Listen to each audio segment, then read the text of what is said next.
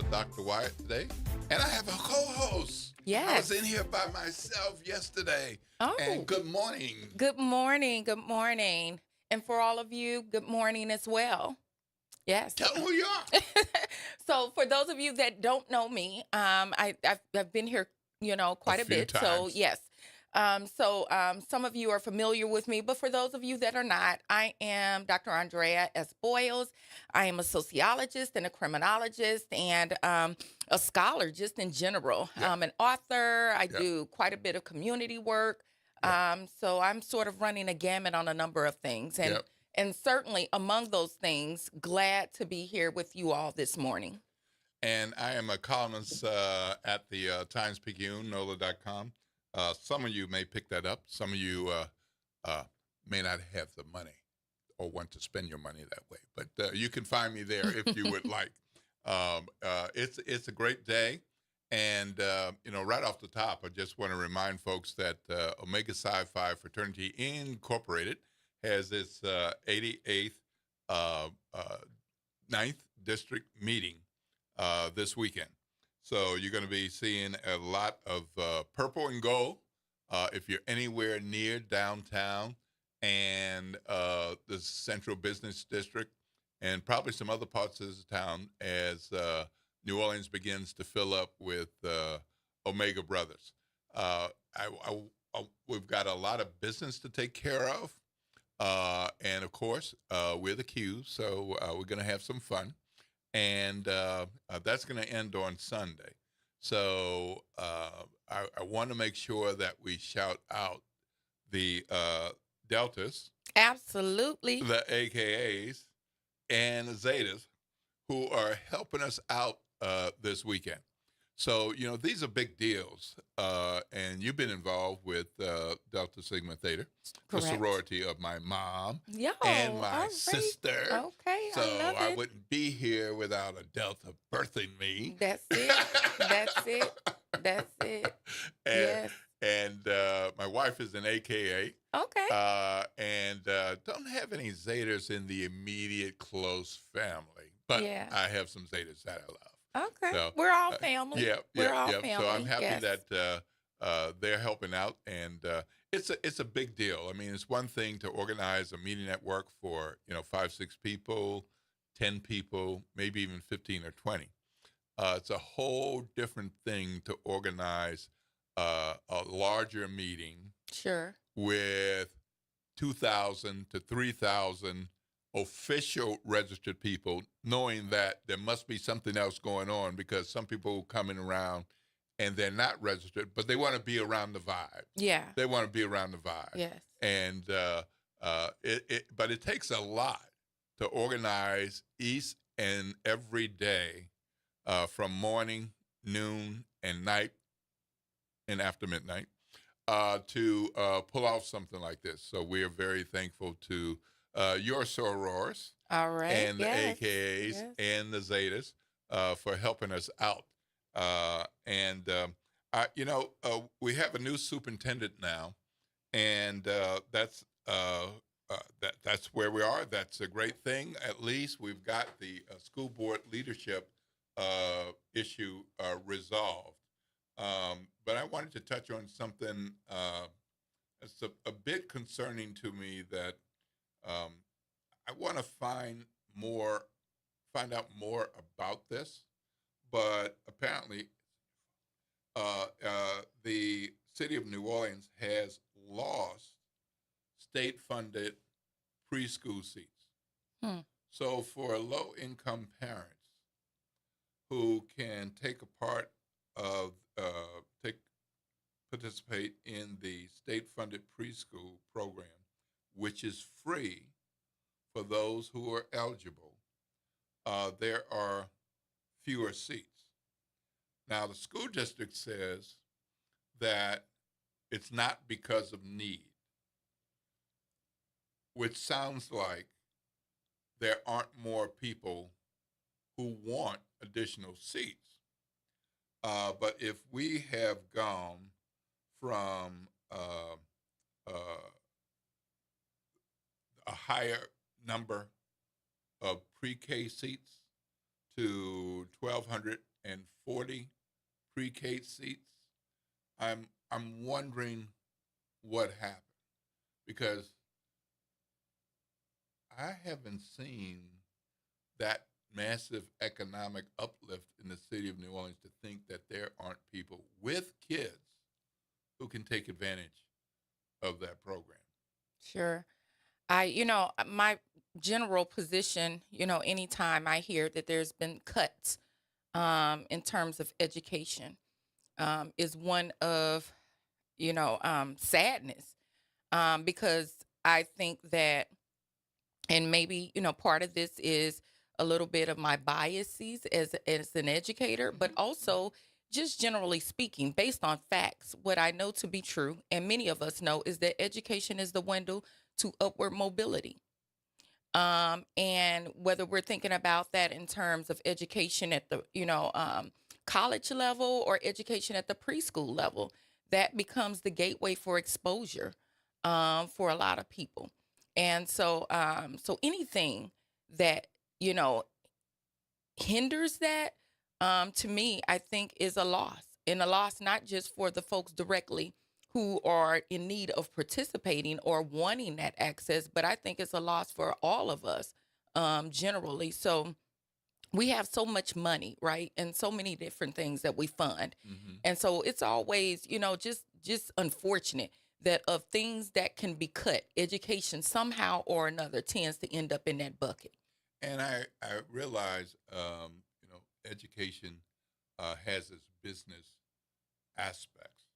That's how you keep going, whether it's a public school, private school, pre-K, elementary, junior high, high school, college, grad school. Sure. I mean, you gotta have butts in the seats and all of that kind of thing. So the school district is saying that they um, intentionally requested fewer seats. And in a city like New Orleans, I just can't imagine that there aren't parents who want their kids to have that pre-K experience before introducing them to kindergarten.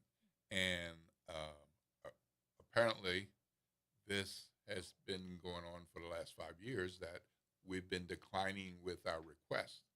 And I'm just confused. I understand if they're looking at the numbers and say we don't have a larger need, and we're going to reduce this number over time, over 5 years, by more than 200. Meanwhile, Jefferson Parish is getting 70 more seats than 5 years ago. St. Tammany is offering 60 more seats, and East Baton Rouge Parish will have 241 more seats. I, if those parishes are getting more seats and we're asking for fewer seats, uh,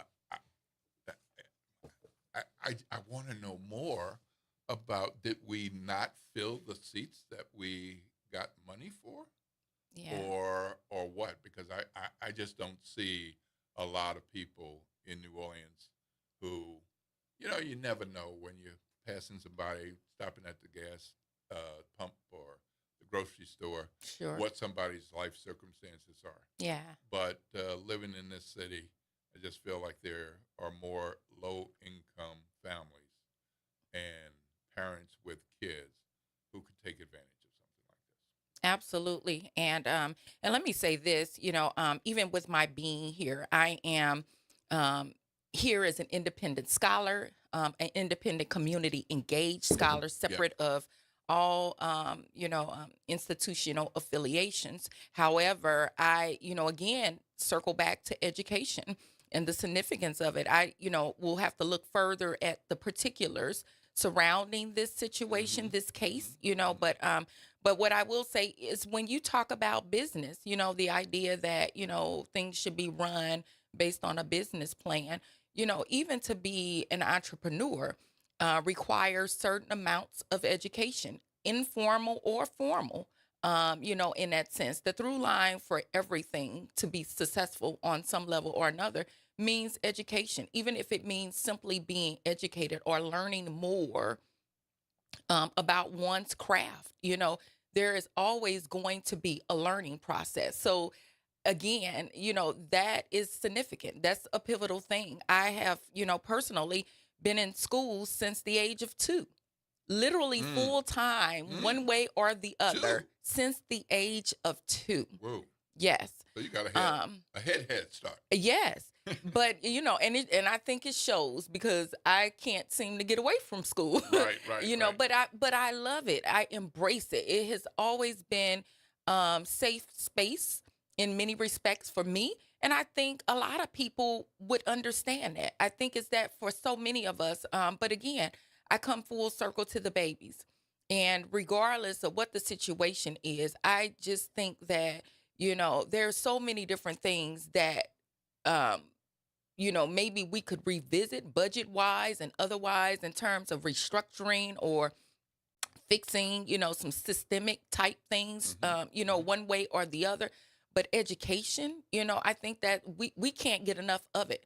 And so, again, I'll look further into this issue, but I'm hoping on some level or another that we can gain a sense of appreciation for education, what that means, accurate, Hmm. legit Hmm. education. Hmm. Folks are learning all sorts of things. I talk about it as a sociologist, socialization, which is a lifelong learning process. And so Hmm. we're being culturally socialized to, all sorts of things, frivolous things, in fact, and so we are learning things that we might not need to be exposed to, Mm. children included, Mm. that don't necessarily make for better environments or a more productive and healthy society. And yet we take that in. And so why would we then not, spend more time, more effort, work harder and, smarter, for lack of better words, and creating spaces that would allow for that, Mhm. um,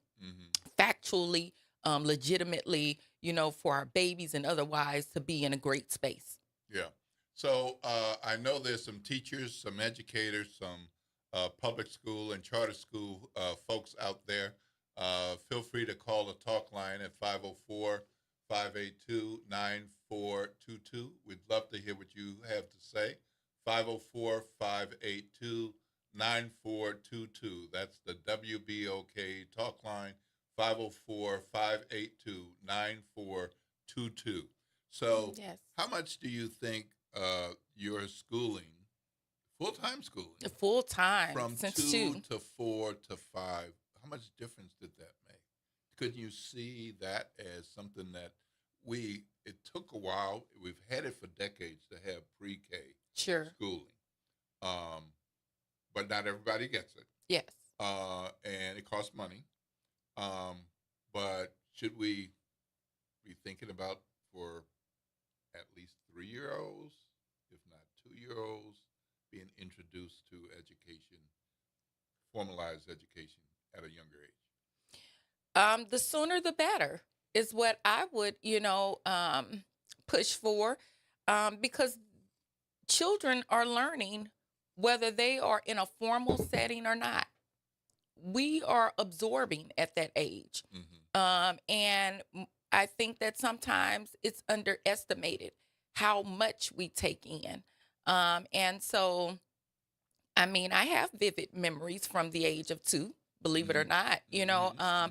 and I think that, and I remember learning, things in school and outside of school. So I think that the more positive, and not to say anything apart from school is not positive, but I'm just simply saying that the idea of getting our children, prepared, helping them early, learn how to think about their day in a way where learning is fun, learning is expected, learning things that helps them grow in a particular way. I think sometimes children, particularly in disadvantaged or more, economically challenged communities, especially, tend to get exposed to a array of things. We can sort of run a gamut, on they learn lack, in different ways. Whether we understand that or not, you can internalize and understand, maybe not be able to articulate, Hmm. but struggle, right? Like, difficulties. Children absorb stress, can sense it, can feel it, those kinds of things. So I guess my point again is that I don't think there's ever too early of an age for us to be prepared, informally and formally, in very healthy ways, so that we can face tomorrow, and more specifically face today. Hmm. So yeah, the sooner the better is my approach. We learn to dance and all kinds of stuff. I see Yeah, babies, yeah, yeah, bouncing and doing all yeah, kinds of things, yep, yep. and that's okay. That's, it's all Even when right they're to be crawling, even joyful. when they're crawling, they're kind of Yes, rocking a yes, little we bit learn because, all yeah, kinds of right. stuff. We learn songs, and so sometimes I've seen children rattle off some songs, and Hmm. some of them may not be necessarily appropriate for 2 and 3, but Yeah, yet yeah. we are exposed, right? And I'm not, speaking down or meaning to denigrate, but I'm just saying we absorb Right, everything in our atmosphere, right. whether it's from television, and otherwise. And so again, it's never too soon, never too early for us to get in the habit of being prepared and preparing our loved ones. So yeah, I think it's a All right. positive thing. Well, Can be. great, great. Well, we're going to be rolling to into the break. Thank you all for joining us. If you want to call into the WBOK talk line, it's 504 582 9422, 504 582 9422. Upcoming, we're going to hear from Second Chance Living and the good work that they do. And we're looking forward to that conversation. All right. We'll see you back after the break.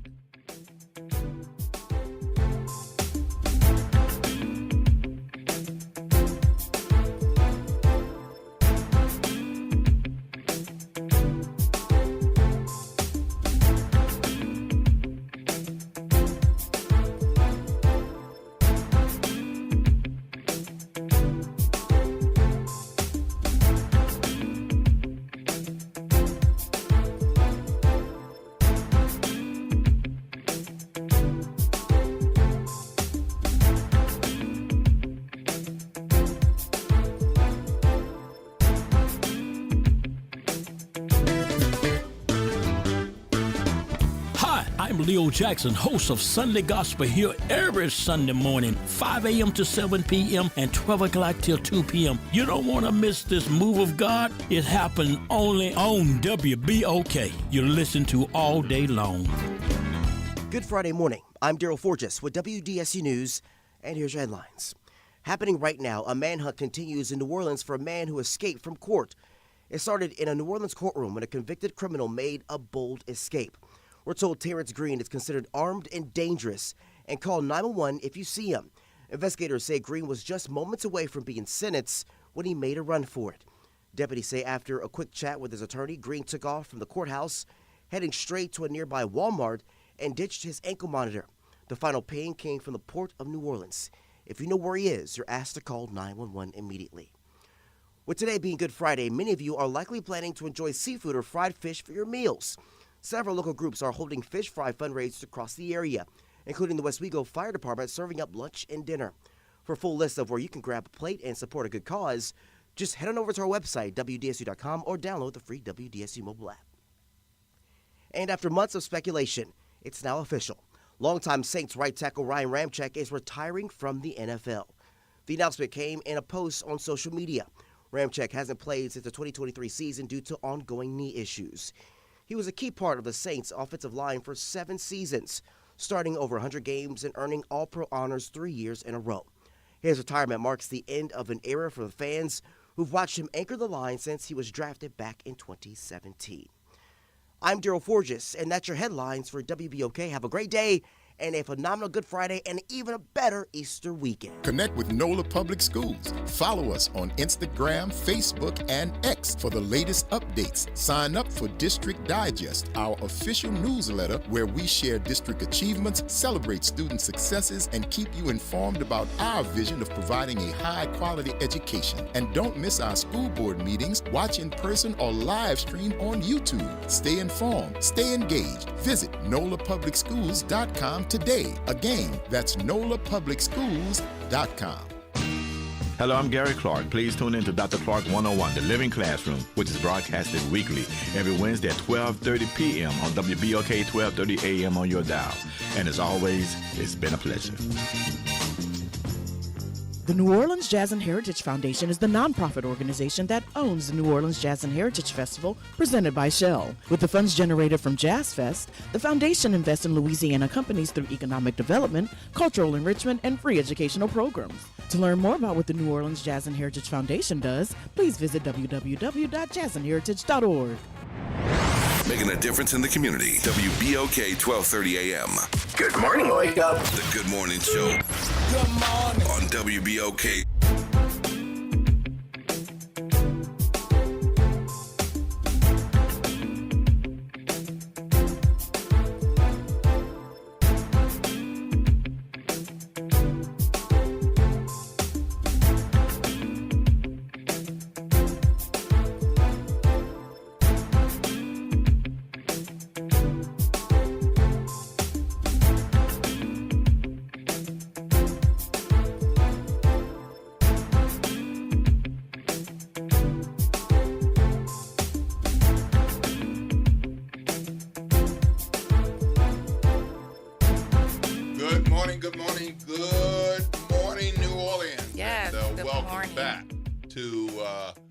The Good Morning Show.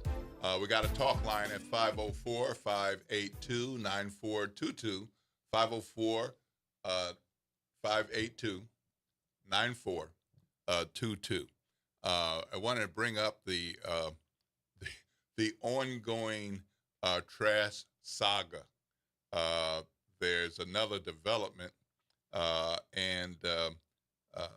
we have Sidney Torres with the contract for the French Quarter, and we have Troy Henry and his team with Henry Consulting looking to assume responsibility for that contract. And so there are some legal and other matters that are going on with that. But meanwhile, there is the Court of Public Opinion. And Mr. Torres has the support of Lieutenant Governor Billy Nungesser now. And I hope we'll have Mr. Henry shortly. But I want you to hear what Mr. Nungesser had to say yesterday in a interview with WDSU yesterday.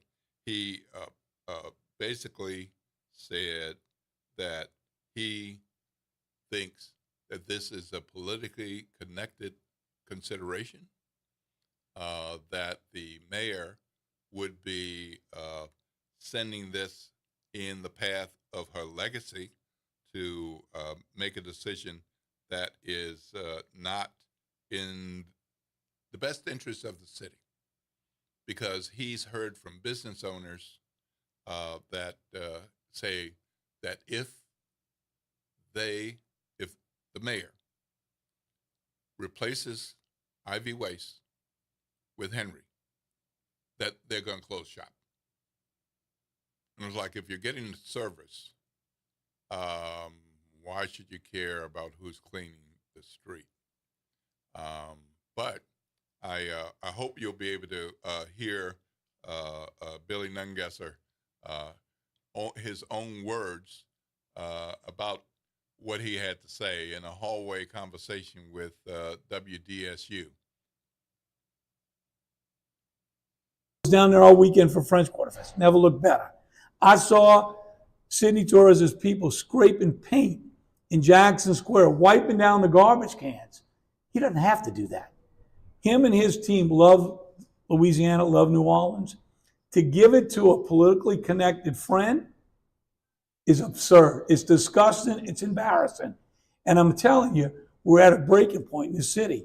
I had businesses call me. If they take that contract away from city, it's the straw that broke the camel's back. They shut their shops.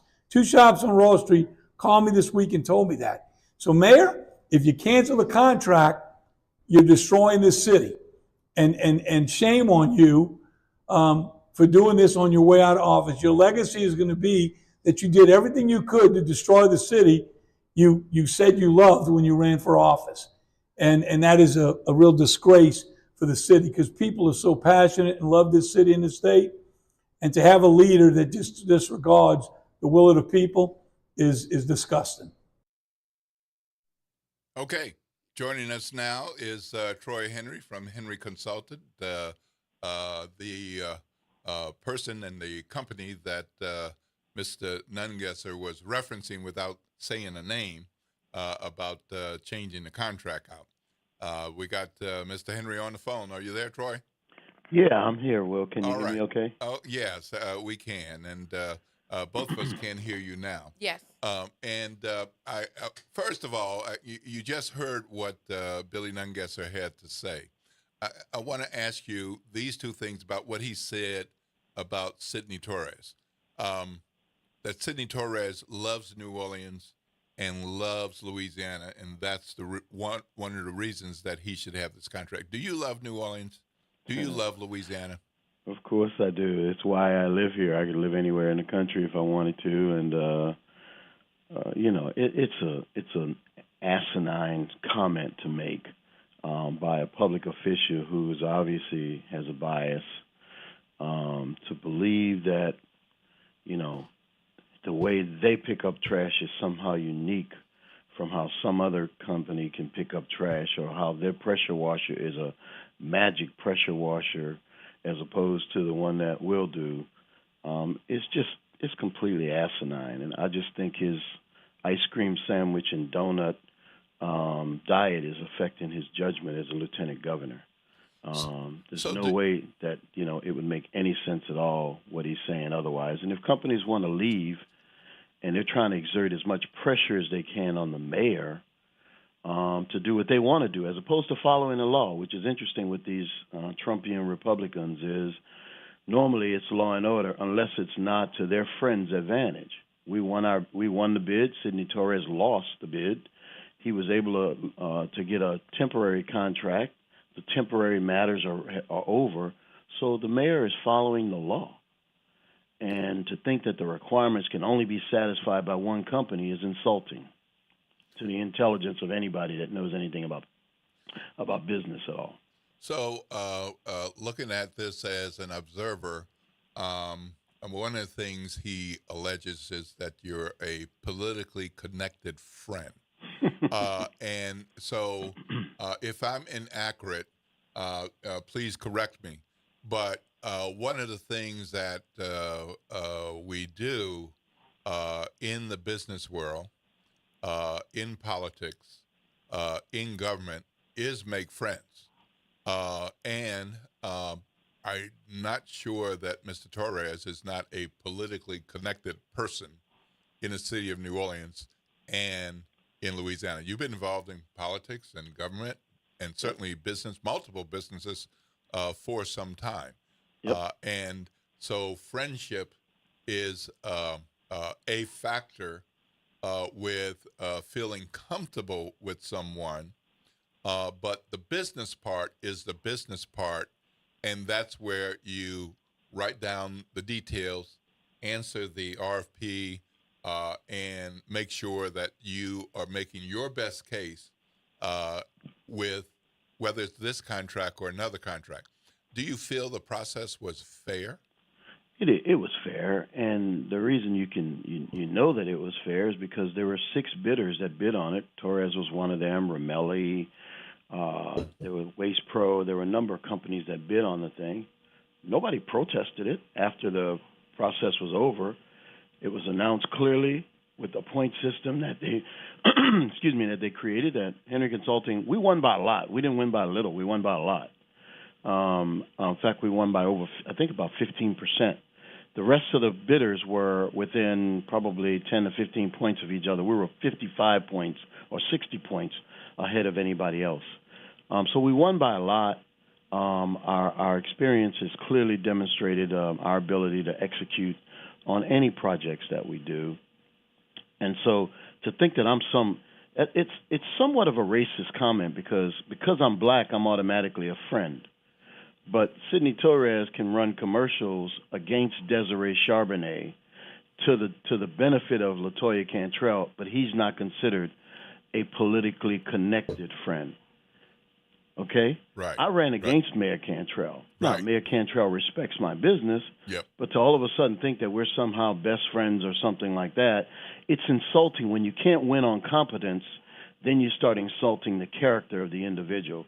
And I'm not going to accept those kinds of insults. That's why I said, obviously his judgment must be jaded by his donuts and ice cream sandwich diet that is affecting his judgment.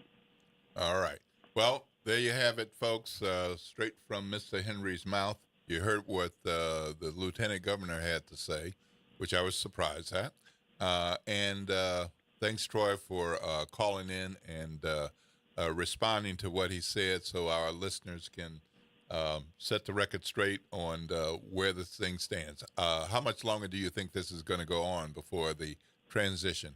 Well, the transition plan is for it to begin on August the 1st. It will give everyone a chance to mobilize and demobilize properly. So it's a normal, orderly fashion. And I understand some people have preferences, and I think overall, Torres has overperformed for a period of time, but that's fine.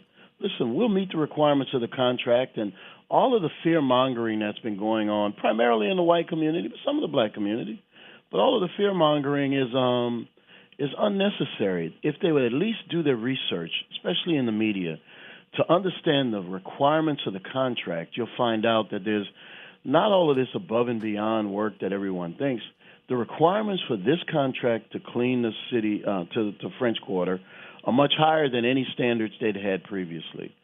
So what Torres has done, and to his credit, is that he has performed and met the requirements of the contract.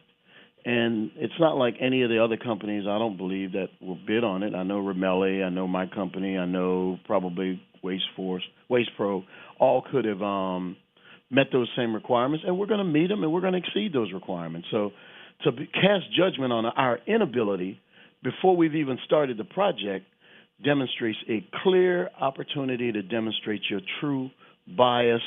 And I won't say where that bias is rooted, but it's clear. This is the largest contract that an African-American firm will have won in the city of New Orleans. And all of a sudden now it's a panic because somebody who doesn't look like them is getting it while somebody who looks like us is. And so I'm going to let the public decide, and once we perform, they'll see the level of performance that we provide. And I'll thank the current contractor for the work that they've done, and you'll see the work that we'll do. And our proof is in the pudding. A lot of people talk about how clean downtown is. Hy-Vee doesn't do downtown. Henry Consulting does downtown. Hy-Vee is only doing the French Quarter right now. We've been doing downtown for over a year. So, yeah, it's clean. The Super Bowl was clean. Yeah, around the Superdome and all of that was clean. That was Henry Consulting did all of that. All right. We just don't run around running a bunch of commercials and billboards touting what we've done. We just do the work, and we'll continue to behave in that manner. So, that's what we're all about. All of the other aspersions and fear-mongering that they're casting on us, we're not going to accept it. We're not going to allow someone to demean our abilities or my company. So that's how we roll, and thank goodness for WBOK to have an opportunity to tell your story unfiltered or unedited. All right. Well, thank you so much for taking a little time out of your day to talk with us, and have a great day, and good luck with the rest of this business battle that you're facing. We're going to take a call from Pop. Thanks a lot. Happy Easter, guys. All right. Thank you. Happy Easter. Likewise. Okay. Bye-bye. Bye. Take a call from Pop Jones. Yes, thank you very much. Good morning, Pop.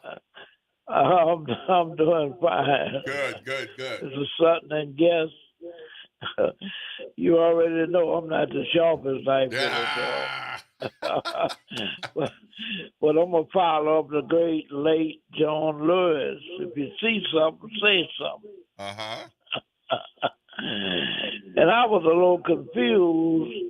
First of all, you got the lieutenant governor running a commercial for a private company. I couldn't understand that. First, but I knew it was given to someone else, but I didn't know who it was. So, am I correct? Well, it was given to Mr. Henry. The lieutenant governor doesn't have the contract. He was speaking to WDSU yesterday in support of Sidney Torres IV Waste Company, continuing the contract that they have. Wasn't he running commercials? Is that legal? When Mr. Henry was talking about commercials, that was a judicial race that Mr. Torres ran commercials in favor of one judicial candidate and against another candidate. So wow! I believe that's confused. what Mr. Henry was referencing, and apart, given that context of what is a politically connected ally. Who has the contract right now? IV Waste has a temporary contract. Okay. And the new contract is to start August 1 with Henry Consulting. So that's where Sidney Torres is arguing that he's done a good job and they should continue the work. He should get the permanent. Right. Did I hear you say? That's what he's saying. But what Mr. Henry is saying is, but we had a bid process. 6 companies bid it. We won the bid, and we won by a larger number of points than our next competitor. And so we have a justifiable right to have the permanent contract, which starts August 1st. So he was given a temporary contract. IV Waste was, yes. For that particular city. French Ford. So the mayor can give it the contract to who she want to give it to, right? Well, the mayor makes that decision. Of course, we have a legislative branch, city council, and I'm sure we'll be hearing from some of them about that as well. So they could vote on that and override the mayor, or what? Well, there could be a scenario where they argue that they should make that decision collectively if it's a budget matter, because council approves budgets. It's the mayor's budget that she presents to city council, and then city council asks questions and approves a budget that is adjusted based on those public hearings, those conversations. And that's the budget that the mayor lives with. But with most budgets, even your home budget, these are the things you decide to spend your money on, and you don't decide to spend your money on some other things. And they're not on the sheet of paper, they're not on the spreadsheet, they're not in the book. But something comes up and you're like, you know what? I think we ought to do that. Is it in the budget? No, it's not in the budget. It's not in the budget. Well, but let's Mr. do it. Sutton, you certainly have opened my eyes. Thank you. All right. Thank you very much for taking my call. All right. I hope you'll call in again. I know you will. And you are pretty darn sharp, Pop. You're pretty darn sharp. I'll take your life over a bunch of other people. All right. Thank you very much. Okay. Y'all have a blessed one. Thank you. You too. Thank you. All right. So what do you think about what we heard from Mr. Nungesser and Mr. Henry? It's interesting, and I'm always, I think, well, let me say in this instance, and there are some others where I'm at a pause when folks sort of characterize an entire administration or an entire term, their entire legacy somehow is being tied to this. And so, because there were some very sharp, stern words there to say that this will basically destroy her, or her legacy, if she doesn't, keep that contract. So it's interesting. It's interesting, but to say the least, I am hoping that this will sort itself out in the near future versus the distant future, and it will one way or the other. But that because there are certainly more things and more issues that deserve attention.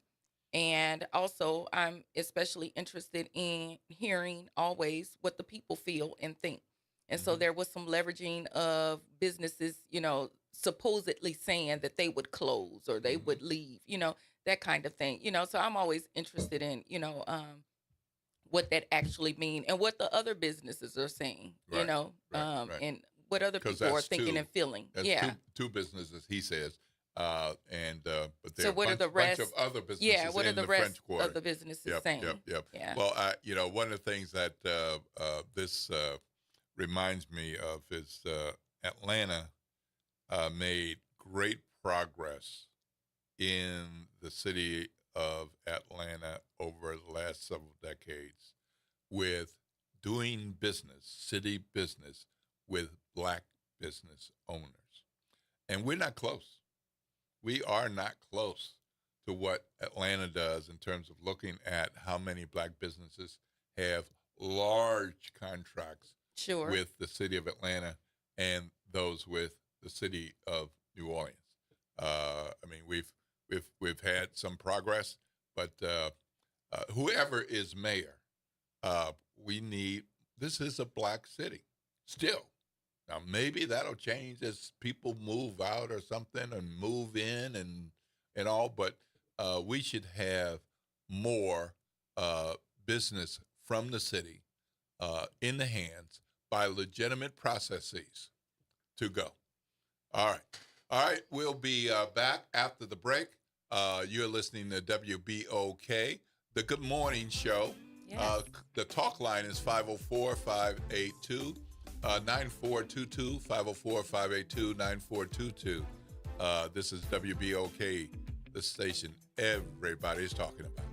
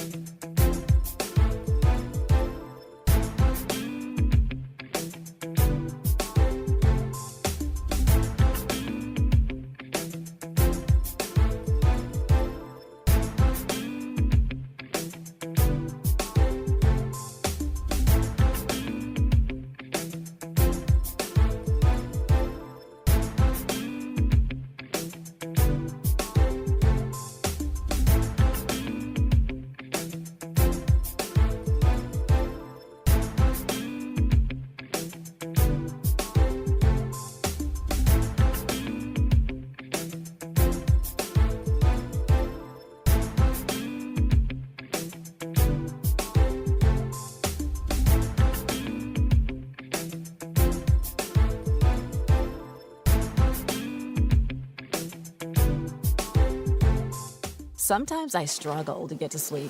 My body stopped for the day, but my mind is still running. So I take ZzzQuil. ZzzQuil, the world's #1 sleep aid brand, has a range of non-habit-forming products to fit you and your family's needs. Invest in a great night's sleep for the best you tomorrow. I'm awake and ready to take on anything.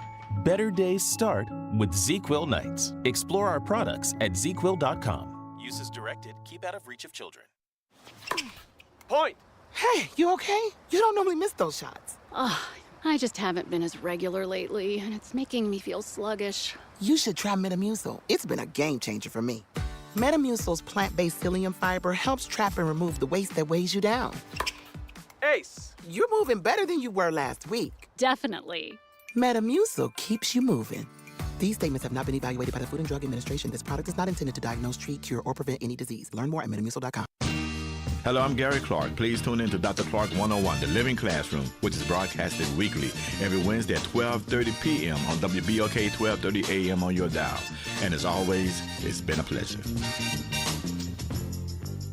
New Orleans, if you know a young adult or you are a young adult, listen up. This is your chance to level up your future. Job One's Young Adult Career Expo is going down April 16th, 10 a.m. to 3 p.m. at 1307 Oritha Castle Haley Boulevard. Put on your best outfit, grab your resume, and meet employers from across the city. Some of them might even hire you on the spot. This is your moment. Get ready with Job One. Tell a team, tell a cousin, tell everybody 16 and up. Register now at job1nola.org. Paid for by the Workforce Innovation and Opportunity Act. This summer, let your child's creativity shine at Camp Art, New Orleans' most vibrant, arts-driven camp experience for kids ages 4 to 12. Hosted by Beyond the Stage, Camp Art blends visual art, theater, music, dance, and creative writing with New Orleans history and culture. Plus, field trips, guest artists, and camper showcases. With full-day programming before and after care and sessions starting June 9th, it's the perfect fit for working parents. Fun, enriching, unforgettable. Register now at beyondthestagellc.com/campart and follow us on social media at Beyond the Stage LLC. It's Off the Top with Norman Robinson on WBOK 1230 AM. As the French Quarter Festival was coming to a close, a 36-year-old man brazenly opened fire in front of New Orleans police officers, wounding 5 people. It is a horrifying reminder of how quickly joy and celebration can turn into chaos and fear. Now, what makes this incident even more disturbing is what it reveals about the law, or the lack of it. Earlier this year, you'll recall, the Louisiana State Legislature passed a law allowing permitless concealed carry. Now, that means anyone over 18 can legally carry a hidden firearm in public. No permit, no background check, no training required. Let that sink in. No authorization. No checking to see whether someone shouldn't have a gun. No training to make sure someone knows how to use a gun. Just a gun in their pocket, waistband, jacket, or on their ankle. Police are expected to manage crowded events, busy city streets, and tense situations without being able to question who's carrying a weapon until it's already too late. Their hands are tied, and we are left vulnerable. Any irresponsible ass with a gun is free to put your life and my life at risk. Now, this isn't about gun rights. It's about basic responsibility. Requiring permits and training isn't an infringement. Duh. It's just common sense. It protects the public, and it protects the officers who put their lives on the line every day. Now, if a man can open fire right in front of law enforcement during a festival, maybe it's time the state legislature admits this law needs a second look. This can't be about politics. This must be about public safety. It's time to give police a chance to protect us before lives are lost. This is Norman Robinson, Off the Top. Good morning, Wake Up. The Good Morning Show. Good morning. On WBOK.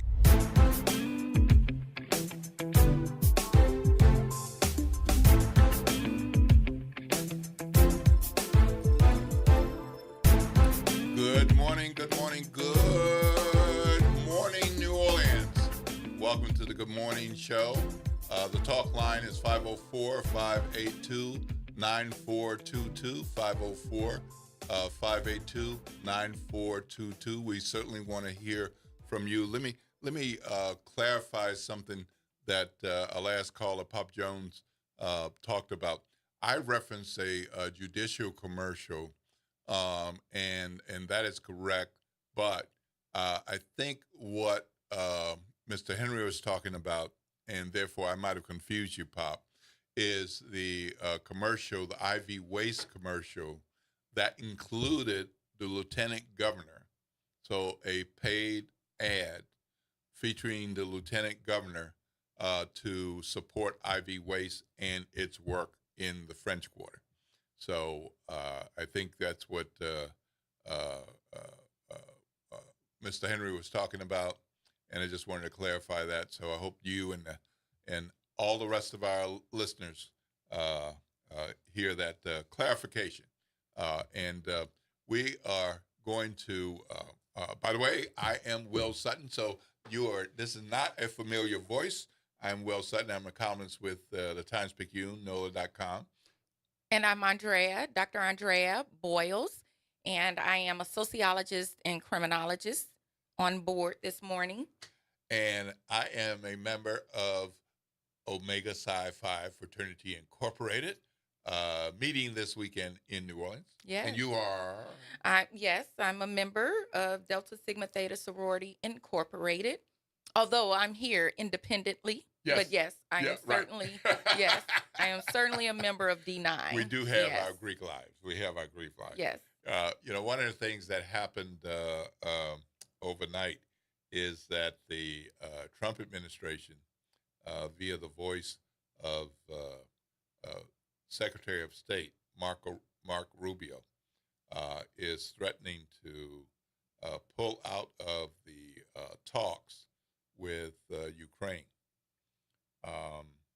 So Mark Rubio said, if we don't have peace soon, we may walk away from these efforts. And that could mean a lot of things.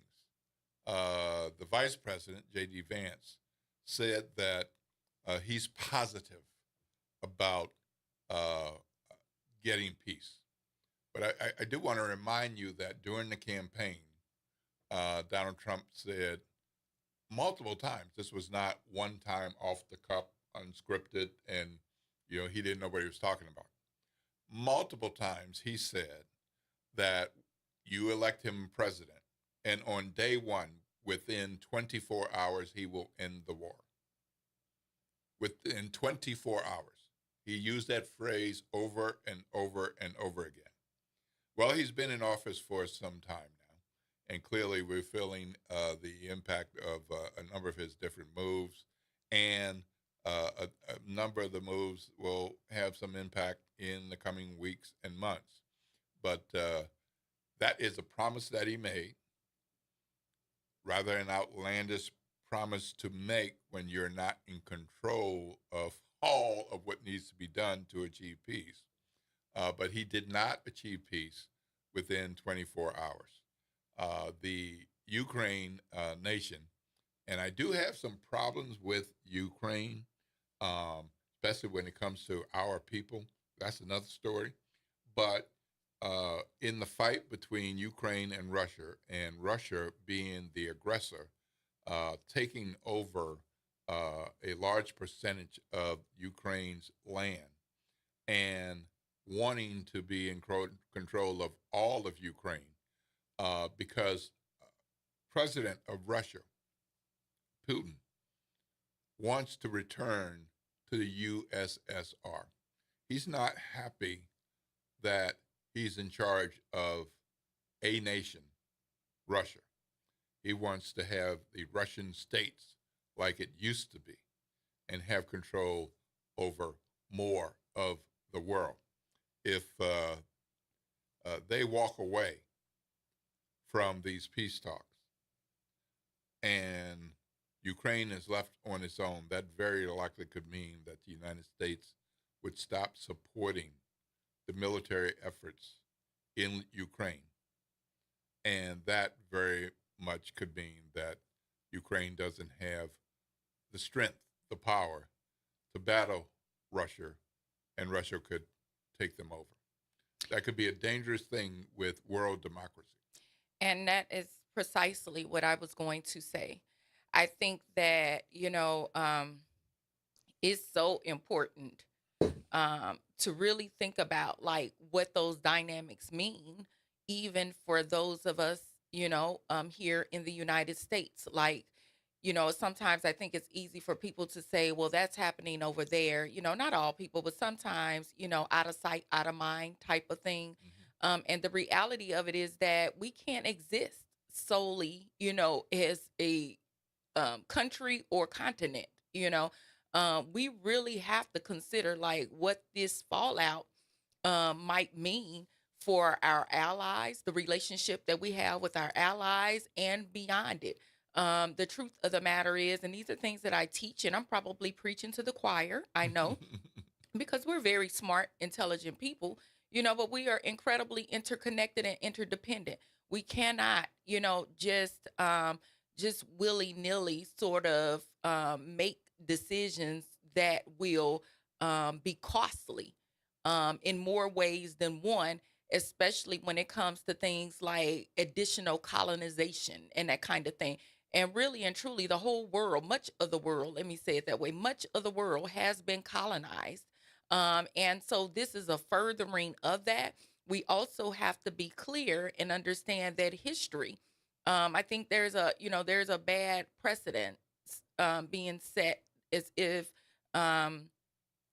history is just sort of going to dissipate. No, these decisions will have long-term effects that cannot be rewritten. The way people think about us here in the United States, how people feel about, our word being bond or not, whether we can be, for a lack of better words, whether we can be trusted, what does that mean, in terms of when we say that we are the leaders of the free world, like, what does that really mean? And I am reminded as a person that one loves people, like so many of our listeners, be those folks in the country or well beyond it, but also a person who spent a number of years as an NGO delegate to the UN, to the United Nations for the Commission on the Status of Women. So annually, we would be there for 2 weeks. And while we were there as delegates, weighing in on the status of women globally, it was so very important. I cannot stress the invaluable experience of being in space like that with people from all over the world and being able to hear them directly, not as talking points, not as, sound bites through the press, but actually sharing space with them as they communicate to the Secretary General. So, just valuable, us being together. And that means not just in space like that, but being together even when it comes to international diplomacy. And that, and we, of course, we can run the gamut on that. All right. Well, we've got to take another break. Thank you for listening to the Good Morning Show on WBOK. The talk line is 504-582-9422, 504-582-9422. Let us hear from you, 504-582-9422. This is WBOK, the station everybody's talking about.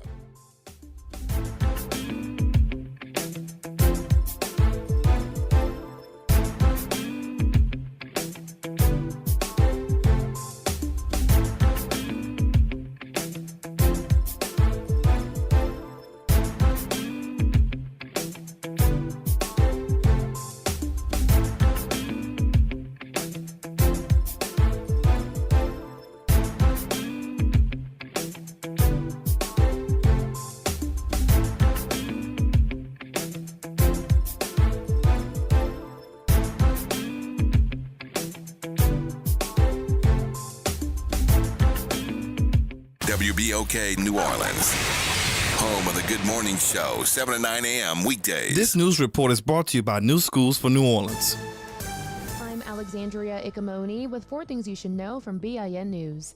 The black mother of the Black Texas high schooler accused of a track meet murder is speaking out for the first time. Kayla Hayes says her family has been receiving death threats. Her teen son, Carmelo Anthony, is out on bond after being charged with the fatal stabbing of Austin Metcalf. Eastern Nebraska and western Iowa are dealing with heavy tornado damage affecting many black people. Multiple tornadoes were reported throughout the region, with damage reports coming from the Omaha area and the Iowa towns of Randolph and Essex. The Tennessee Black Caucus is condemning what it calls a lack of awareness after House Majority Whip Johnny Garrett handed out actual whips as gifts. The Republican reportedly gave them to 6 newly appointed deputy whips. Black filmmaker Ryan Coogler's Sinners is expected to get off to a pretty good start at the box office. The vampire thriller stars Michael B. Jordan. Get BIN News on demand 24/7 at BINnews.com. New Schools for New Orleans is committed to celebrating the hardworking teachers of New Orleans Public Schools. Join us at the 4th annual NOLA Teacher Fest, sponsored by the All-State Sugar Bowl New Orleans teacher community. The NOLA Teacher Fest is happening Friday, May 2nd at Champion Square from 4 to 7 p.m. The fest is open to teachers, paraprofessionals, deans, coaches, counselors, and other school support staff. Visit our website to learn more and RSVP, www.newschoolsforneworleans.org. Good morning, Wake Up. The Good Morning Show. Good morning. On WBOK.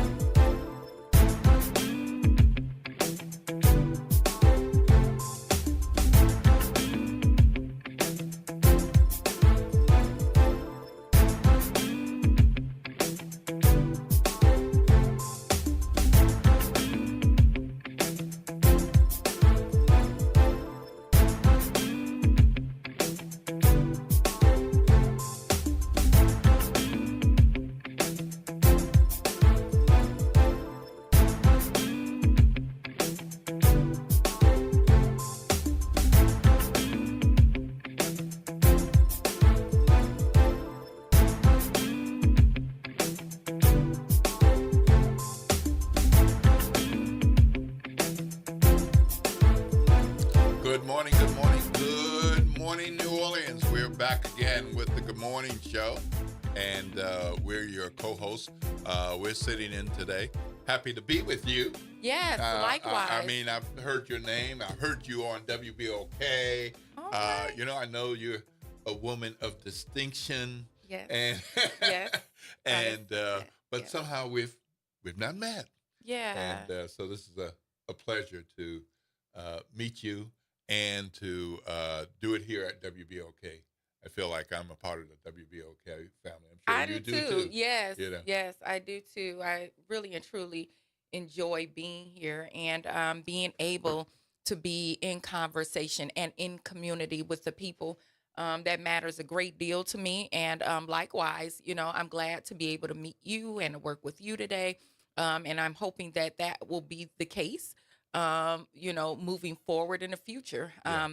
I know that you're doing great work, you know, great public work, you know, very important work, super important, particularly in this age where we want accurate, timely information. You know, people are, you know, one of the things we were talking about even over break is that people are experiencing in many ways this great sense of uncertainty, you know, and so it matters a great deal that, you know, when you and I, you know, even though we work from different angles, when we are in conversation and in community, that we talk about things from that are credible. That we provide the most accurate, most factual information possible. And the hope is that it is in that space that people can then kind of think about or maybe reorient, you know, the ways in which they face the rest of their day or tomorrow. You know, so yeah, so good stuff. It's beautiful outside, It's you know. beautiful. But It's a gorgeous. We've had a few beautiful days. yes, Yeah, it's been really, really great. yes, Not that I don't like the rain. I know the Lord sends the rain down to help us grow our food and make pretty plants and trees and shrubs and everything. So we got to take that. So I look for blessings when it does rain, but it sure is nice to have days like it's this. beautiful. Yes, and Yep. it makes the, you know. Speaking of which, when we talked about uncertainty, even when it's nice out like that, the sun is shining. It makes for, you know, a better mood. You know, it kind of it's a picker upper. You know, and so I encourage folks to get out. You know, if you can, and even if you can't, if there's a possibility for getting fresh air, you know, or just sitting by the window, taking in the sunshine, opening the, you know, the blinds or our curtains or drapes or what have you, you know, however we reference it, you know, taking it in because it picks up your spirit, your mood, you know, and we can't get enough of that. Yeah. We've got a whole lot of negative stuff, you know, seem like from different angles, for different reasons and for many people. But we cannot take in enough. There's no such thing as enough peace. I like your reference to the pickup on a day like this, because I got out of bed this morning, and I feel blessed every time I wake up because God didn't have to give me another day. That's it. I am so blessed to we don't take it for granted. Another day. Yes. And so I was quiet in the bedroom and the bathroom, not to disturb my wife as little as possible, and on in the kitchen to make myself a little tea before coming in. But there was something about walking out the door outside. Yeah. That gave me that breath of fresh air. Yeah. That I felt more alive than I did laying in bed and waking up. Sure. Or in the bathroom brushing my teeth, or doing the other things to get ready. But that the walking outside, the outdoors, just does something for me. Yeah. And it does something for a lot of us. Absolutely. And we have a tendency to get busy and, and preoccupied with all these various cares of life. And I get it. I understand it. But I also am realizing, along with many of our listeners, I'm sure of it, that, there comes a time where you really have to press pause and be very intentional about taking in, the quote unquote smaller things, the things that we look past, yes, like sunshine, like fresh air. Yes. Like, the smell of flowers. Yes. Being in space where we can just think. Right. Where we can kind of, eliminate all the noise. We have noise all the time. Our brains are on all the time, to the point where some of us can't even go to sleep because our thoughts don't shut off. Right. It's been fed so much stuff all day long.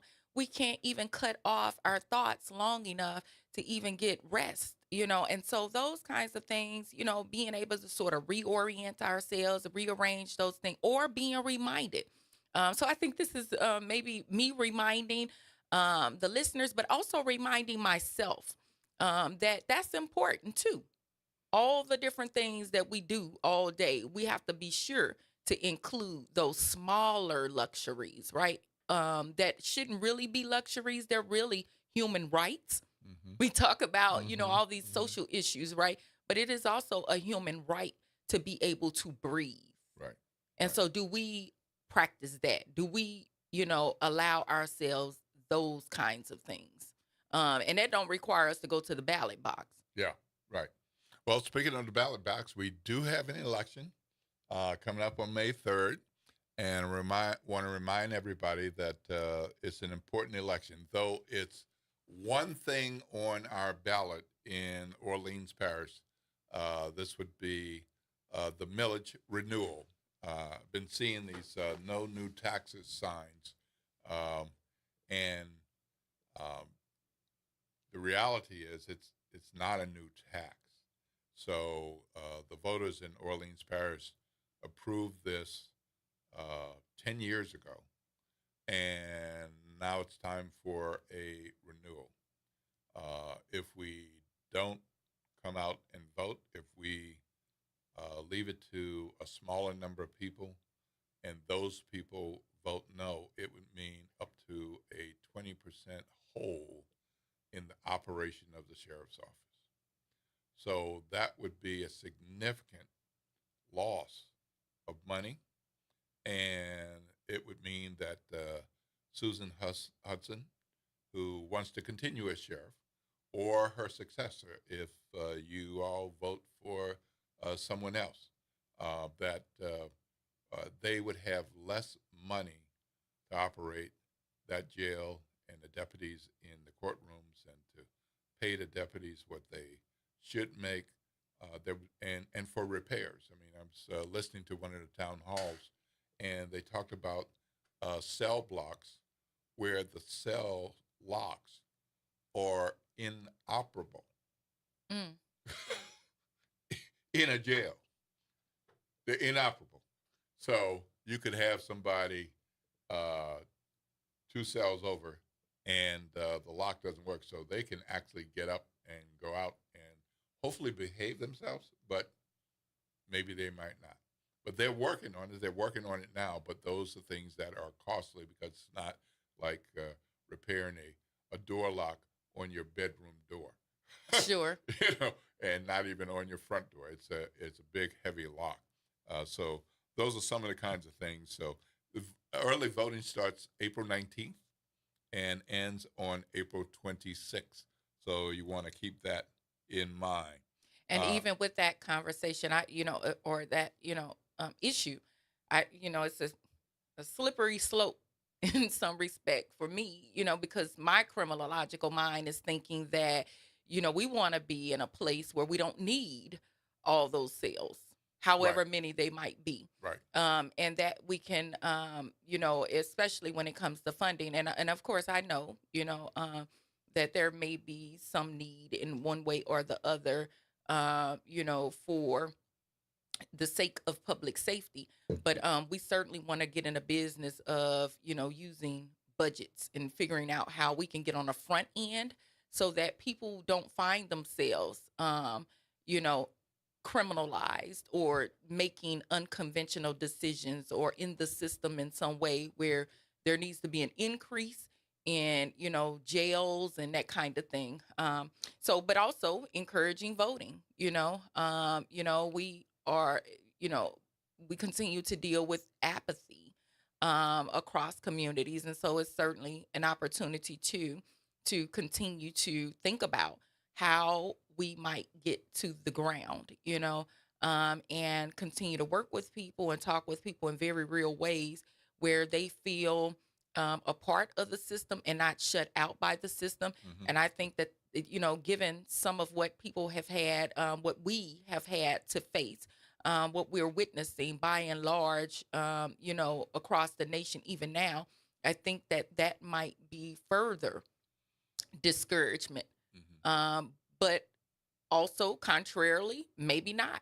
Maybe for some, it's an opportunity to reassess their role in terms of being participants, in the voting process and otherwise. So yeah, it allows for us to continue to work on those things, think about those things, and try to get again to the nuts and bolts of some of these very real issues that become disadvantageous in more ways than one, or continue to be for people. Yeah, we're gonna have our guest from One Happy Mama talking about Black Mental Health Week coming up soon. We're gonna have to take a break in a few minutes, but I did want to touch on something again about education. Yeah. So I know there are parents with college-age students, and I know there are educators who work at various universities, including Louisiana public colleges and universities. So we've had TOPS for quite some time. And for a parent of someone going to school, a TOPS scholarship can be very helpful to reducing the cost, or in some cases, covering the entire cost, depending on the institution that your child and your child choose for higher education. But there's a bill in the Louisiana State Legislature that would change how that operates. So it would cost the state an extra $47.5 million. So this is one of those seems to be positive for education moves. Let's put more investment into our Louisiana students. But what it means is that public colleges and university colleges, so Delgado Community College would be one, and other community colleges, tech colleges, and four-year universities, students who qualify for TOPS could get more money for their education, except for one school.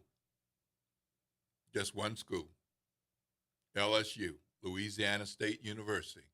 And that would be because they have more students getting more money. And so this bill would look at evening this out a bit.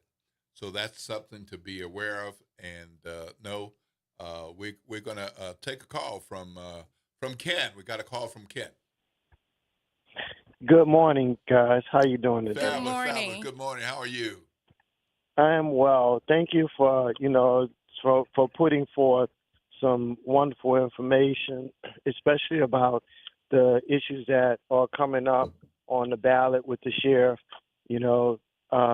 I, like both of you, believe it is important for people to understand what is in front of them. More importantly, why. The sheriff, I would like to see her make the case as to what she needs and why she needs it, and to say really how she's going to go about it in order to win it. Unfortunately, and I know Susan, and Susan's a wonderful person in many respects, people don't feel right now that she's capable and competent in running the jail. So in order for them to want to renew the millage and not make this a referendum about how they feel about her, people need to know, here's what we're going to do, here's how we're going to do it. I would like to see and hear that, and to the extent that you can provide that, you guys, from on time that you're on this show, it would be very helpful, and it would be great that gets carried forward, even when you're not in. That'd be something I'd love to hear about. And okay, two, go ahead. Go ahead. We have Sheriff Hudson on yesterday, and she spoke to some of those things. That was recorded. You can see that on WBOK's Facebook page. It was live, but it was a limited conversation. So I will say that. So perhaps it might be a good idea for us to bring that topic back up to answer some of those questions. I will make this point. One of the candidates who wants to replace Susan Hudson is Michelle Woodford. A lot of us know the sheriff because she's sheriff and other roles that she's played, but a lot of us know Michelle Woodford and the good work that she's done with the police department. She's a candidate who wants to replace Susan Hudson, and she is supporting the millage because she doesn't want to walk into the office with up to 20% less of a budget to do what she thinks needs to be done. So if the incumbent sheriff is saying, we really need this, and at least one other candidate who wants her job is saying, we need this, that seems to weigh in favor of the millage. I certainly understand, and I have heard the comments about a lack of confidence with Sheriff Hudson. But that's for voters to decide in the fall. At this point, the millage is on the ballot, and so this is a public safety issue. We certainly would like to get to a point where we can knock down that jail. Absolutely. Or we can move it to another location because we only need 10 cells or something like that. But for now, we have 40 to 50% more folks residing there than just 3 years ago. And that's a lot of people to take care of in that facility. All right, so we are... I have one other thing, if I could, quickly. Okay. Sidney Torres was on WWL right before I called in, and what he was advocating for is changing the specifications in the contract. Henry Consulting won the contract fair and square. It was bid lawfully. He didn't win it. Yes, he's doing things over and above the scope of the contract. The only problem is perception.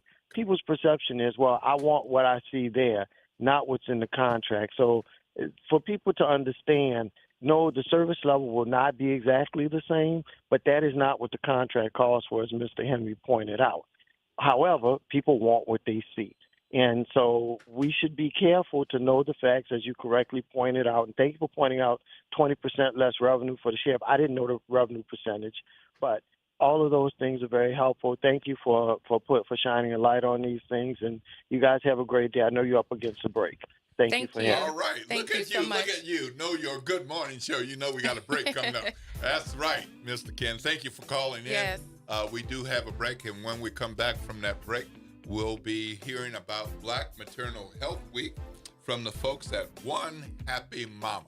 One Happy Mama. They do such good work, and we're going to hear about that after the break. But we will want you to call in to the WBOK talk line, 504-582-9422, 504-582-9422.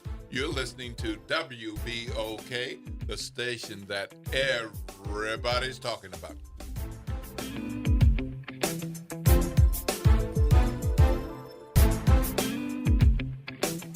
Good Friday morning. I'm Daryl Forges with WDSU News, and here's your headlines. Happening right now, a manhunt continues in New Orleans for a man who escaped from court. It started in a New Orleans courtroom when a convicted criminal made a bold escape. We're told Terrence Green is considered armed and dangerous, and call 911 if you see him. Investigators say Green was just moments away from being sentenced when he made a run for it. Deputies say after a quick chat with his attorney, Green took off from the courthouse, heading straight to a nearby Walmart, and ditched his ankle monitor. The final ping came from the Port of New Orleans. If you know where he is, you're asked to call 911 immediately. With today being Good Friday, many of you are likely planning to enjoy seafood or fried fish for your meals. Several local groups are holding fish fry fundraisers across the area, including the Westwego Fire Department serving up lunch and dinner. For a full list of where you can grab a plate and support a good cause, just head on over to our website, WDSU.com, or download the free WDSU mobile app. And after months of speculation, it's now official. Longtime Saints right tackle Ryan Ramczyk is retiring from the NFL. The announcement came in a post on social media. Ramczyk hasn't played since the 2023 season due to ongoing knee issues. He was a key part of the Saints' offensive line for 7 seasons, starting over 100 games and earning All-Pro honors 3 years in a row. His retirement marks the end of an era for the fans who've watched him anchor the line since he was drafted back in 2017. I'm Daryl Forges, and that's your headlines for WBOK. Have a great day and a phenomenal Good Friday and even a better Easter weekend. NOLA Public Schools is excited for the rest of this 24-25 school year journey with our families, watching our students dive into learning, growth, and success. As the school year continues, our dedicated educators are focused on keeping every student engaged and motivated. Let's keep embracing new challenges, celebrating achievements, and supporting each other to make the rest of this year even more impactful. Stay connected with your school and NOLA PS through our social media channels for updates and resources. We're here to help our scholars attend today, achieve tomorrow. The National World War II Museum, located in the Warehouse District of New Orleans. The National World War II Museum tells the story of America's experience in the war that changed the world, why it was fought, how it was won, and what it means today. Visit them online at www.nationalww2museum.org for time tickets and safety information. Making a difference in the community. WBOK 1230 AM. Good morning, Wake Up. The Good Morning Show. Good morning. On WBOK.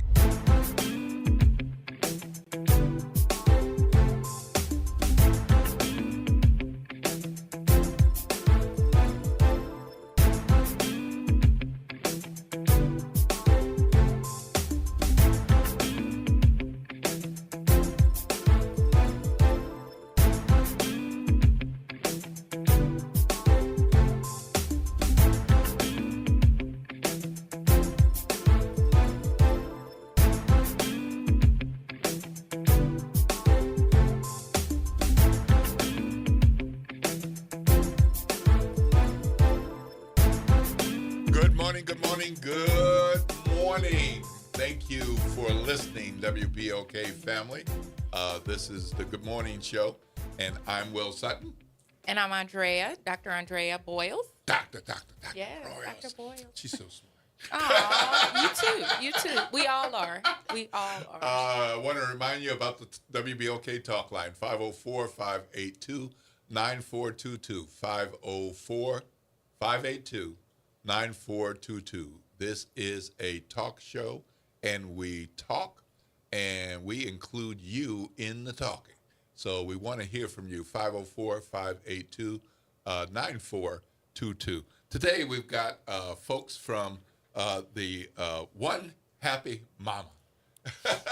And I love that name. And, you know, I've seen that name like on T-shirts and all kinds of places. But it's one thing to show that with a T-shirt that you're one happy mama. It's another thing to do the work that you all do to make more happy mamas, and that's in essence what you do. So do tell our WPOK listening family who are you, who your people are. All Who's your right. mama? So I'm Janisa Vasquez. I am the founder and ED of One Happy Mama. So we are a mentoring program. We mentor young moms from the ages of 13 to 23. We haven't had a mom as young as 13. Most of our moms range from about 18 to 21. And so we take them in for 10 months. And during those 10 months, they have to do a career or academic goal with us. And then we also do monthly workshops with them. And it can be anything from cooking classes, financial literacy, conflict resolution, so different lifestyle classes to give them the skills that they need. Because we, as a mom, you lose yourself, right? And that doesn't matter what age you are. You are now taking care of a whole other human being. So for these young moms who still haven't figured out who they are as an individual, and now they've been tasked into bringing these babies into the world, it's really important for them to have the support to figure out, yes, I'm a mom, but who am I? And, what are the skills that I need to be able to survive for myself and then essentially for my baby? And Imani's here with us. Introduce yourself, Hello. What you do. Hello, y'all. I'm Imani Beatty, a mentee of One Happy Mama, a proud mentee. Miss Janissa is great with just giving the girls what they need as far as providing resources such as diapers, wipes to moms in need. Also just connecting us with resources such as mental health. And it's been amazing. That's wonderful. We need more happy mamas. And, well, that was my reminder about something else. All right. So, sorry for that. You weigh in with anything that you've got. Well, I would just want to say thank you so much for being here. I think these are important efforts and certainly important conversations. So thank you for the work that you're doing. And I'm so glad that you are able to benefit from it. I see you smiling. You seem very, very happy. But if you might, and if it is not too invasive in any way, I'm wondering if you could tell us how you came to be motivated to this work. Yeah. So I was an educator for about 10 years. So One Happy Mama originally started as a support group on Facebook for single moms. So I have two amazing little boys, Jamal and Julian, and I am a single mom. And so my boys are, again, amazing. So when people would meet them, they would always tell me like, oh, they're so well behaved. They're so happy. They're so this. You should write a book on how you did it. Sure. And I'm like, I'm just a mom trying to figure it out every day. Yeah. But, it goes back to those negative stereotypes around single mothers that, we're not supposed to raise happy children, or we're supposed, like, our kids are supposed to be doomed and gloomed because they're raised by a single mom. So it originally started as that on Facebook. And I sat on the idea for a really long time. And then I went from being a classroom teacher to working in administration. And I started working more and more with parents. And so one thing that I realized was our parents were getting younger and younger. And on top of that, you see parents are coming into the schools and they're stressed. And ultimately, they are unhappy. And what we don't realize is our kids are ultimately the ones that are suffering the consequence of these stressed out, unhappy moms. So there are a lot of youth programs. But ultimately, we can do all of this work. But if they're going back into the household with a parent that is stressed and unhappy, it's kind of like we're reversing the work that, everyone is doing. So I decided to merge the two things that I was most passionate about. I love being a mom. I always say, like, I was meant to be a mom. So I merged working with the youth and being a mom. And here came One Happy Mama. Well, that ties into the sociology of the environment in which you're raised.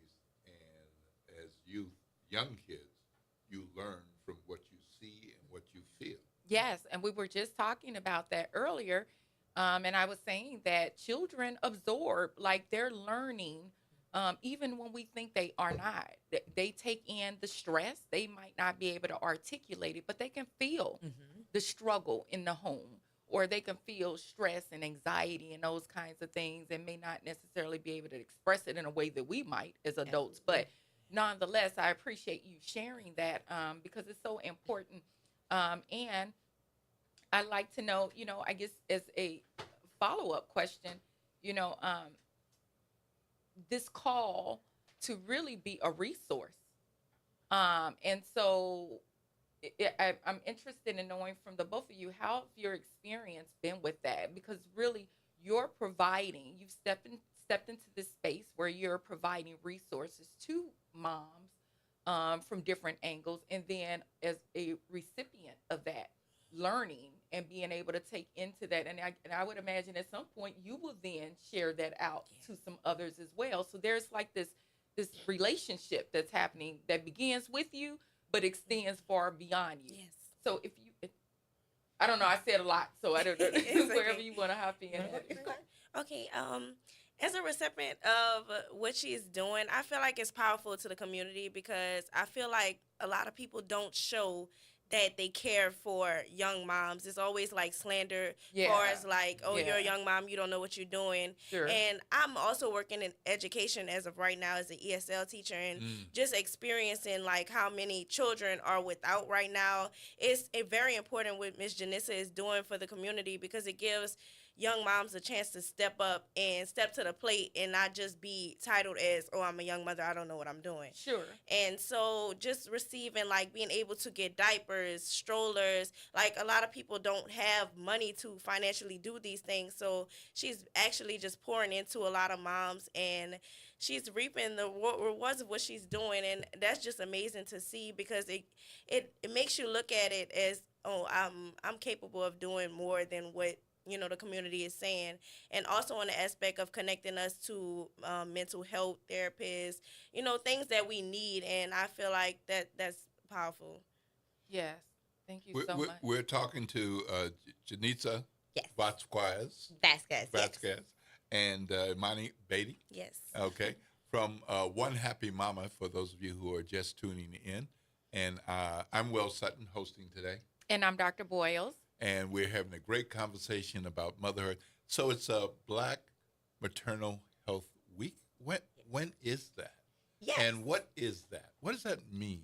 Yeah, so Black Maternal Health Week, it was actually over yesterday, so it's from April 11th through the 17th. It was started by the Black Mamas Alliance, and it is a week for us to advocate for our Black mamas. It's a week to talk about all of the things that are happening to our Black moms. So, of course, we know the statistics is showing that Black mamas are dying 3 to 4 times more than their white counterparts. But also, as I've done my own research, Black women is not even just the them dying on the table. We are also the leading women for miscarriages and fertility issues. So all of the negative things, right? It's kind of like we are the feeding ground for it. And so we're not having these conversations enough about why is this happening? Why are we tasked of carrying this burden? So it's a week to, again, bring advocacy. It's also a week for us. We try to change the narrative a little bit. So, of course, we definitely want to talk about the negative and advocate and educate the community about what's going on. Because a lot of times they don't, like when I had my son, I had experienced some things, but at the time I didn't realize that it was racial bias or it was a thing. I just thought that my nurse was unkind, right? And so I think for a lot of women going into it, because they don't know that this is actually like something that multiple women are experiencing, they're probably just thinking the same thing, like, oh, women, she was just me. She was just an unkind person. She just had a bad day. And it's like, no, this is happening nationwide.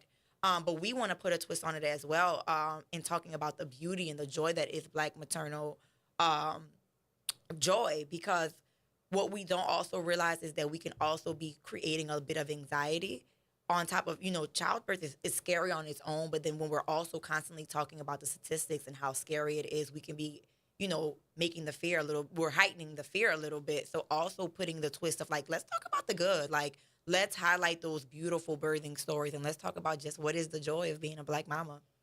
Do you, let me ask you this, do you feel supported in this work by and large? Yeah, so one thing that I will say is the maternal health community here in New Orleans is very small, but what I love about it is that it is very much collaboration over competition. So if you figure something out, we don't have to reinvent the wheel, right? So like we partner a lot with Labor and Love. Labor and Love is a doula they provide doula services. So I don't need to go and hire doulas. I can just collaborate. And Imani actually has, her doula came from Labor and Love.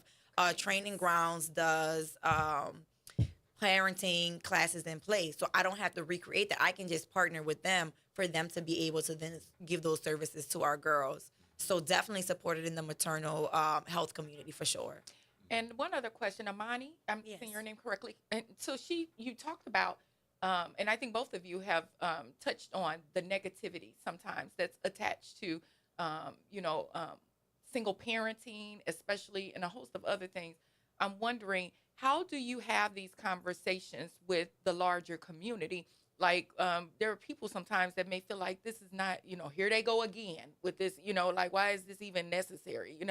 How do you speak to that in a way that sort of influences or changes or improves the mindset?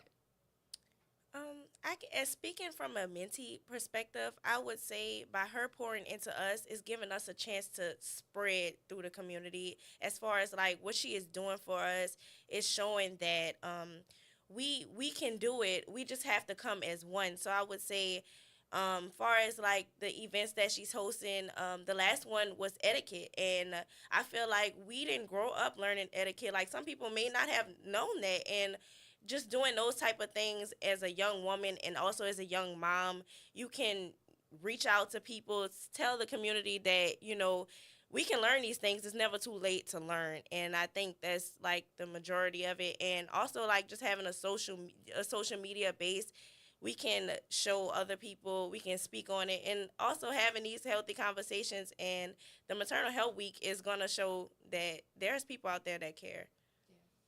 So what is a Mama Tribe mentoring group? Yeah, the and Mama what does Tribe. that look like from the perspective of being someone who's asked to be a part of it and to benefit from that experience? What's that like?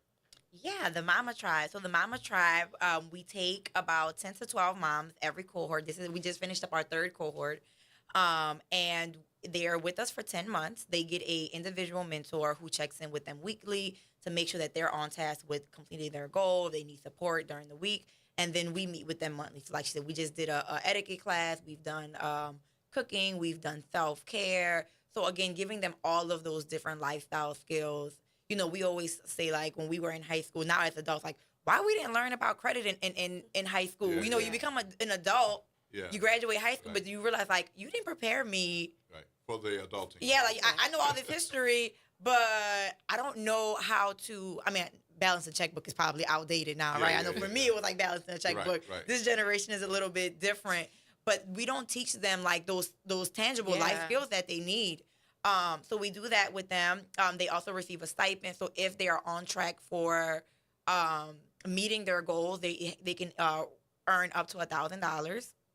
Because we also know that it is more than just diapers and wipes, because real life is happening not just for them, but for everyone. Sure. And so sometimes they need that financial support. So if they're on task with doing their goals, and there's like a rubric that we've created for them so that they know, like, okay, this is what I'm responsible for doing. And if I do, they're able to get that. We also do diapers and wipes every meeting. We bring diapers and wipes. We also. And the meetings are once a month? Yep, we once a month. And then you have their individual check-ins weekly? Weekly, yep. Okay. And so we do working Wednesdays. So on Wednesdays, we all hop on Zoom. And so we talk about whatever topic aligns with that lifestyle workshop during the week. So in January, it might have been the whole, every Wednesday we were doing credit. So it's like we're preparing them for the in-person workshop. And then we also do like transportation stipends. So for some of the moms that don't have vehicles, we Uber them back and forth to our workshops. We've also had moms that say, like, hey, I need a ride to my doctor's appointment, or I need a ride to my job interview, because we know that they need holistic support. Absolutely. So, like, if we are going to support them, we want to make sure that we are supporting them all the way around, so they know that if they need something, they can come to us. How many were in your first cohort, your second, and your third? So our first cohort was 4. So that was our very first year.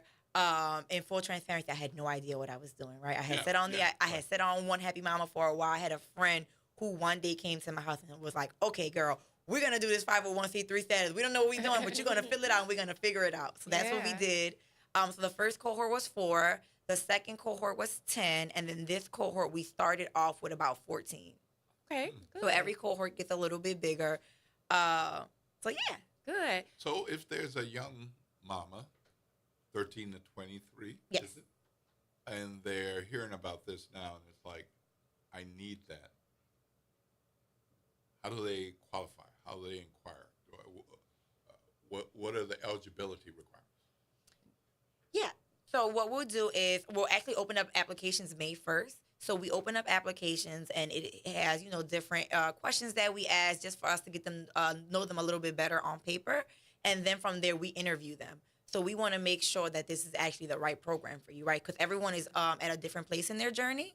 So making sure that you have the capacity to meet weekly and making sure that you have, again, we're going to take care of the transportation piece of it, making sure that you can actually come. We also let them bring their baby. So if you don't have a babysitter, bring your baby. You see, I'm sorry, I hate to interrupt you. There's a little action happening because before you go, we want you to talk about the block party. Oh, yes. Yes. So go ahead. I didn't want to interrupt. I just want you to not leave here and not mention that as well. Right. Yeah, absolutely. Y'all want me to talk? Y'all want to switch over? Hey, do what you do. Yeah, just get it out there so they will know. Yeah. So our Black Maternal Health Week Block Party is this Saturday from 12 to 4 at Martin Berman. It is a family cookout, right? So you come out, you bring your picnic blankets, your chairs. We're going to have a DJ, free food. We'll have 15 community vendors, WIC, DePaul Health Services, a bunch of different resources. We're bringing it straight into the community. And then we'll also have panels where we will talk about the nitty-gritty of Black maternal health. We'll talk about maternal mental health. We'll talk about young parenting. And then we'll end with Black maternal joy. We're also doing baby essential giveaways, so car seats, strollers, diapers. What? Yeah. What? Yeah. Did you say giving away? Giving away. See? My house looks like a baby store That's right a long now. way The from community not knowing needs what to you're know doing. that. I know. Yeah. We're only in year 3. It's only year 3. All right. important. Okay. Good stuff. All right. So that's Saturday from 12 to 4. Yes. And it's at Berman. Martin Berman Charter School. Yes. Okay. All right. And anybody can come? Anybody and can support come. the mamas? We're actually sold out on Eventbrite, which we're really excited. Oh, but we're not wow. going to turn Good. anybody away that comes. So if they decide to pull up, we'll have them sign in on our little sign-in sheet and go enjoy. So they can talk to you in person about being a part of the program. Absolutely. And grandmother or mom can say, I want my granddaughter or my daughter to be a part of this. What can I do? Absolutely. And we want the dads to come too. We All have right. Fathers Wonderful. Matter, NOLA's coming to share about their All right. resources. Great. Yes. Great. All right. Okay. How they can reach you on social media? So so our Instagram is at onehappymama.co. So ONEHAPPYMAMA.co. All right. Very This good. is so great. This Thank is wonderful, you so wonderful, much. wonderful. Yeah. Well, we're out of time for this segment, but I am so happy you all came. Yes. And I've been aware of One Happy Mama and, the Mama Tribe and all that kind of thing. But happy to meet you all. Thank you so much for the work that you do. I have single moms in my family, and it's a job. It's a job. And, to say the but, least. Yeah, but Yes. to do it with the love and the support makes a lot of difference. Yes. A lot of Yes. difference. All right. Great. Well, thank you so much for coming in. Thank you, listeners, for listening to the Good Morning Show on WBOK. We're going to go to break momentarily. The talk line is 504-582-9422, 504-582-9422. And we'll be right back after the break talking to Second Chance Living. See what's going on in their world. Yes. I'm Will Sutton. And I'm Dr. Boyles. And you're listening to WBOK, the station that everybody's talking about.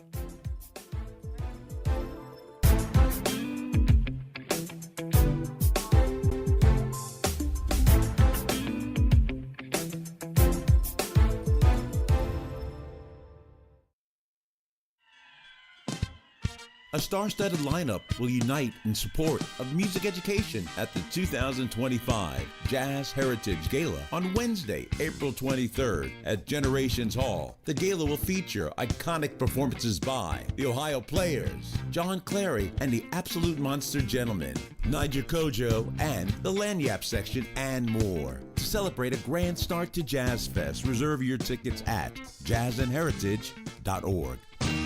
Hello, I'm Gary Clark. Please tune in to Dr. Clark 101, The Living Classroom, which is broadcasted weekly every Wednesday at 12:30 p.m. on WBOK 1230 a.m. on your dial. And as always, it's been a pleasure. Hey everybody, it's Kimber White Dupree. And it's Graylin Brian Banks from the front porch. We're coming up next. Good morning, Wake Up. The Good Morning Show. Good morning. On WBOK.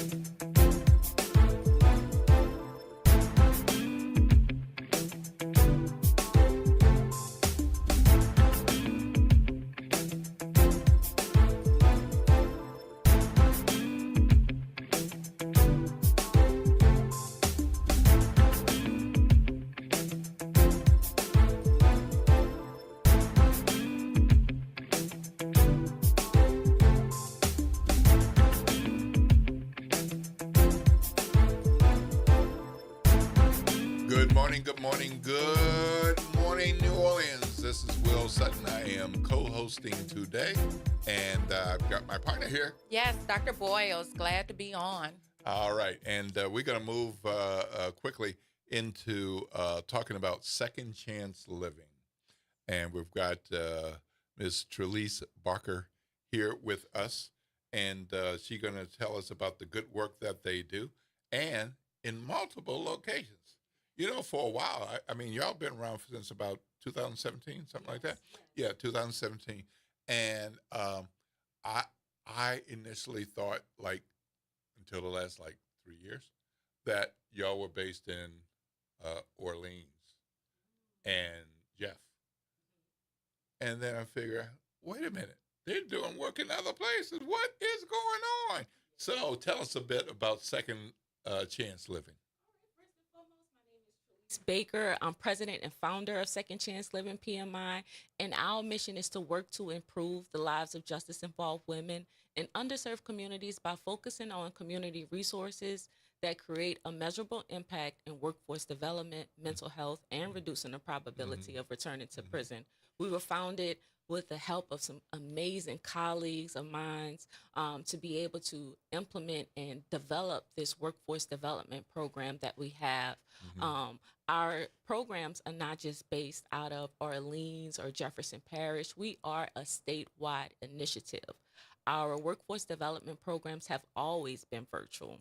It allows us to be able to access individuals that don't have the means of transportation to navigate into local nonprofit organization and allowing them to be able to access the education, tools, and resources right from the comfort of their own home. We provide them with a laptop computer and internet assistance, and we've been doing this work since 2017. So that's a little bit about Second Chance. Yeah, I learned a few years ago that because I lived in northern Louisiana for a bit, and it's like, they up here? They're like, y'all in Shreveport and across that region. Yes, sir. Yep, doing that workforce work. Yes, sir. Yep. So tell us about who is your typical or average person that you are helping? What does that profile look like? So that profile is women, children, and family. Because oftentimes when women are impacted by the justice system, it impacts the entire family.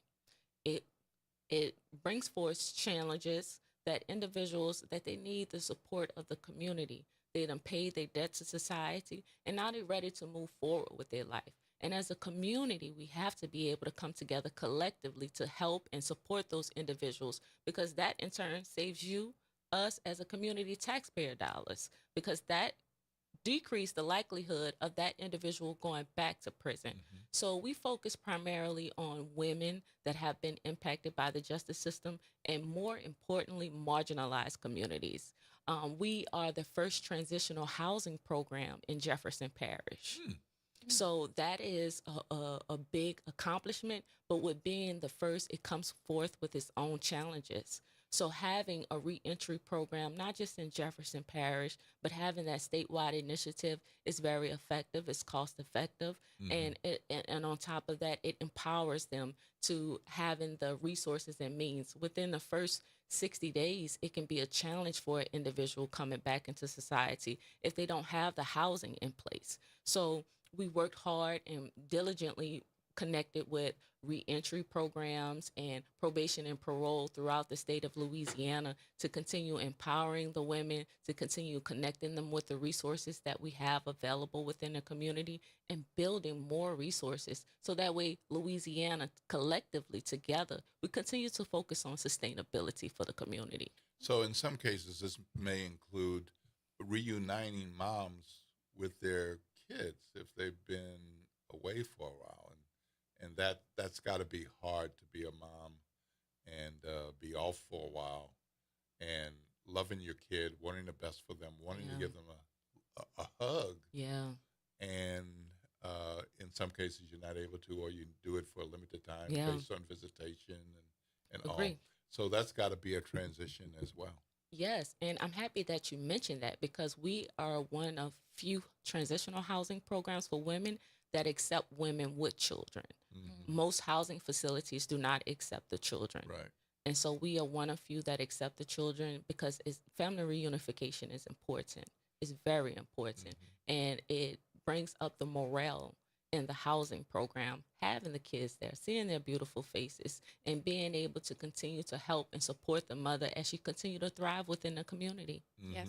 I have a question about, one, if you will share with us some of the more particular challenges. I know you mentioned housing, the inability a lot of times to get housing, but then other challenges that you may face in this work. Also, successes.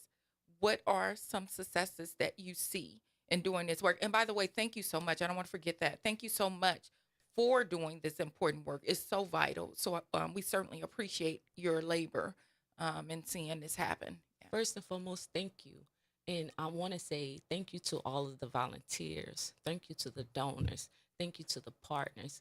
Thank you to everyone that's been supporting Second Chances, not just with Second Chances, even with other nonprofit organizations, because their mission is just as important. So the work that we do here at Second Chance, as far as the challenges, with being the first nonprofit organization, especially in Jefferson Parish, it brings forth its challenges, especially in the financial sector.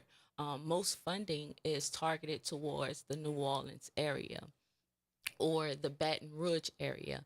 And we want to continue empowering Second Chances throughout Louisiana, because when we talk about recidivism rate, we talk about recidivism rate based on the statewide. Louisiana currently have a 50% possibility that a woman or a man could go back to prison.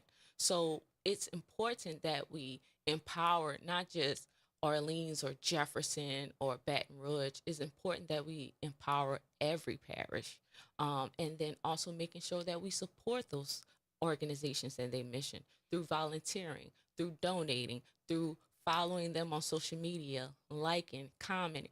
All of that makes a big difference in the impact, and making sure that people are aware that there are these services within the community.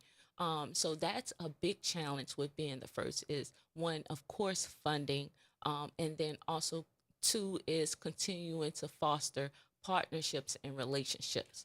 So speaking of funding and donations, Give NOLA Day is coming up. Yes. Are you all participating in that? Yes, we are. This is I believe our 4th year participating in Give NOLA Day, and the Greater New Orleans Foundation has done a wonderful job of laying out the foundation for not just organizations in the greater New Orleans area, but throughout the greater New Orleans region for them to be able to share and highlight their mission, their impact, and their stories, so that way community members like us can be able to connect, like you and I, we can connect with nonprofits all across Louisiana. All right. Well, we're going to have to wrap up here. I'm so happy that you came with us. We'll have to have you back and talk about some more things. What else? Yes. And I do want to remind everyone that's listening right now, we have a community resource event tomorrow. Oh, is it tomorrow? Yes. Oh, okay. It's at Second St. John Baptist Church in Avondale, Louisiana. There's a community center right across the street from the church. What time?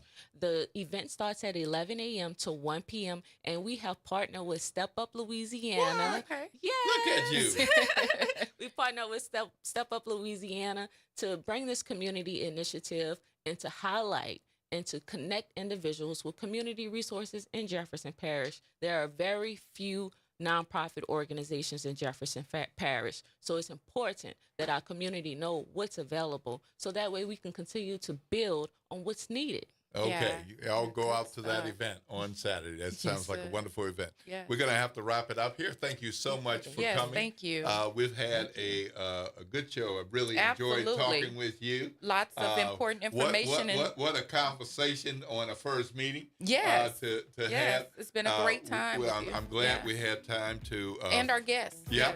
I'm glad we had time to talk with One Happy Mama and what's going on with them, and talking with Ms. Baker about Second Chance Living, and they got their event on Saturday.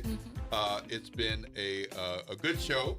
You got the Front Porch coming up next, and on Monday, we got New Orleans East Hospital. They're going to be talking about health checkups and awareness, and we're also going to have Dr. Edmund Moore, who's a financial expert, talking about Financial Literacy Month.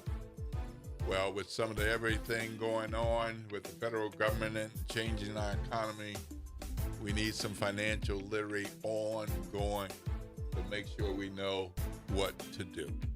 All right. So thank you for listening to the Good Morning Show. I'm Will Sutton. And I'm Dr. Boyle. This is WBOK, the station that everybody's listening to.